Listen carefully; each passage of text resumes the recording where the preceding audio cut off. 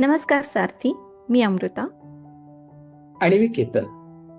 आज आपण अशा एका पुस्तकाबद्दल बोलणार आहोत ज्याने जगभरातील लाखो लोकांचा विचार करण्याचा दृष्टिकोन बदलला आहे. आणि हे पुस्तक आहे माइंडसेट. आपल्यापैकी बरेच जण व्यवसाय, करिअर किंवा आयुष्यात पुढे जाण्यासाठी नवीन स्ट्रॅटेजीज, नवीन स्किल्स किंवा नवीन अपॉर्च्युनिटीज शोधत असतात. पण या पुस्तकाने एक वेगळीच गोष्ट सांगितलेली आहे. हो, आणि मला असं वाटतं हाच या पुस्तकातला सगळ्यात मोठा मेसेज आहे. आपल्या आयुष्यात अनेक समस्या या बाहेर नसतात, तर त्या आपल्या विचार करण्याच्या पद्धतीतच असतात. कधी कधी आपण मार्केट, कॉम्पिटिशन, इकॉनॉमी किंवा रिसोर्सेसला दोष देतो.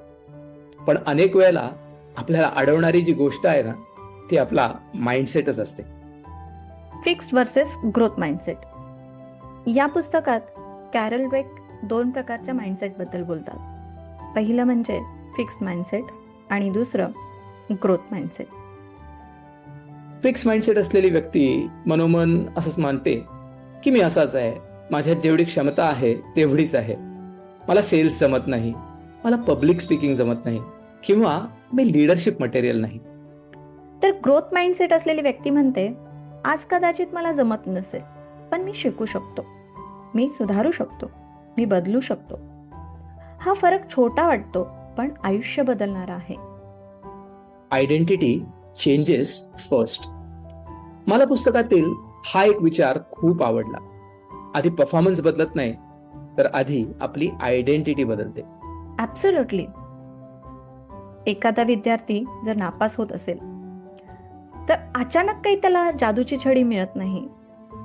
पण ज्या दिवशी तो स्वतः मी करू शकतो असं मानायला लागतो, त्या दिवसापासून त्याचे रिझल्ट बदलायला सुरुवात होते. आणि खरं तर व्यवसायातही हेच घडतं.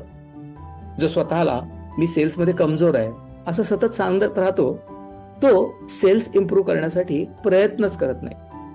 पण जो उद्योजक म्हणतो की मी दररोज सेल्स शिकतो आहे, तो हळूहळू बदलायला सुरुवात करतो. Your brain is not fixed. मला या पुस्तकातील दुसरा महत्वाचा भाग खूप आवडला. आपला मेंदू फिक्स्ड नसतो. हो, आपल्याला लहानपणापासून सांगितलं जातं, काही लोक नॅचरली टॅलेंटेड असतात, काही लोक स्मार्ट असतात, तर काही लोक बिझनेस माइंडेड असतात. पण न्यूरोसायन्स वेगळंच सांगतं. मेंदू सतत बदलत असतो. नवीन स्किल्स आपण शिकू शकतो, नवीन कनेक्शन्स तयार करू शकतो. आणि म्हणूनच मला हे जमत नाही ह्या वाक्याच्या शेवटी फक्त एक शब्द जोडा, आणि तो जबरदस्त शब्द आहे अजून.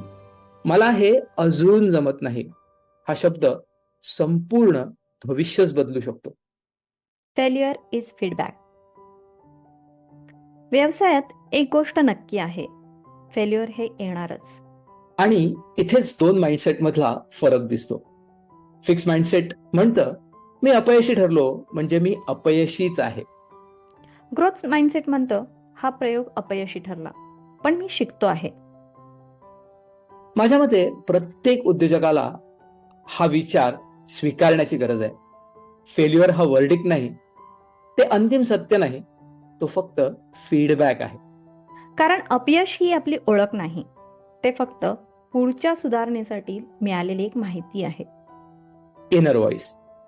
या पुस्तकात एक खूप प्रॅक्टिकल गोष्ट आहे. आपल्या डोक्यात सतत एक इनर व्हॉइस चालू असतो, आणि तेच अनेकदा आपल्याला ऍक्शन घेण्यापासून थांबवतं. लोक काय म्हणतील, हे माझ्याकडून होणार नाही, मी तयार नाही, थोडं अजून शिकूया. खरं सांगायचं तर अनेक व्यवसाय बाहेरच्या कॉम्पिटिशनमुळे नाही, तर आतल्या आवाजामुळे थांबतात. म्हणून त्या आवाजाकडे लक्ष द्या. तो सत्य सांगतोय का, की फक्त भीती बोलते? Triggers and behaviours. मला पुस्तकातील ट्रिगर्सचा भाग खूपच इन्साइटफुल वाटला. हो, आपण रॅन्डम रिॲक्ट करत नाही. आपल्या काही ट्रिगर्स असतात. कोणीतरी क्रिटिसिझम केलं, क्लायंटने नकार दिला, पोस्टला रिस्पॉन्स मिळाला नाही, आणि मग आपण एक स्टोरी तयार करतो, मी चांगला नाही, माझ्याकडून होणारच नाही. पण ग्रोथ माइंडसेट आपल्याला शिकवतं, ट्रिगर्स आणि रिॲक्शन यांच्यामध्ये एक स्पेस असते. त्या स्पेसमध्ये तुमची निवड असते. Efforts is not weakness.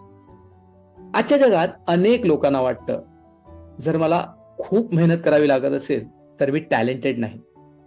पण कॅरल ड्वेक म्हणतात, एफर्ट म्हणजे कमजोरी नाही, एफर्ट म्हणजे ग्रोथ मेकॅनिझम. जे लोक सातत्याने काम करतात तेच शेवटी पुढे जातात. टॅलेंट सुरुवात देऊ शकतो, पण सातत्यच चिरकाळ टिकणारं यश मिळवून देतं. Growth is daily practice. आणि या पुस्तकाचा शेवटचा मोठा संदेश म्हणजे ग्रोथ हा एक डिसिजन नाही, ती एक डेली प्रॅक्टिस आहे. रोज थोडं शिकणं, रोज थोडी ऍक्शन घेणं, रोज स्वतःकडेच प्रामाणिकपणे पाहणं. लर्निंग, ॲक्शन, रिफ्लेक्शन, इम्प्रूव्हमेंट हे चक्र सतत चालू राहिलं की ग्रोथ अपरिहार्य होते. जर तुम्हाला हा ग्रोथ माइंडसेट फक्त समजून घ्यायचा नसेल, तर प्रत्यक्षात आयुष्यात जर ह्याला इम्प्लिमेंट करायचं असेल, तर आम्ही तुम्हाला इन्व्हाइट करतो स्वराज्य क्रियाचक्रमध्ये सहभागी होण्यासाठी. स्वराज्य क्रियाचक्र ही फक्त लर्निंग कम्युनिटी नाही, ही ऍक्शन घेणाऱ्या लोकांची कम्युनिटी आहे. माइंडसेटवर जाणीवपूर्वक काम करणाऱ्या समविचारी उद्योजकांची मांदियाळी आहे. इथे आपण पुस्तकं फक्त वाचत नाही, आपण त्यातली तत्व प्रत्यक्ष जीवनात उतरवतो. जर तुम्हाला तुमचा विचार बदलायचा असेल, स्वतःची पुढची आवृत्ती घडवायची असेल आणि ऍक्शन घेणाऱ्या लोकांसोबत प्रवास करायचा असेल, तर खाली दिलेल्या लिंकवर क्लिक करा आणि आजच रजिस्टर करा. तुमच्यासाठी या पुस्तकातील सर्वात मोठा टेकअवे कोणता होता? कमेंटमध्ये नक्की सांगा.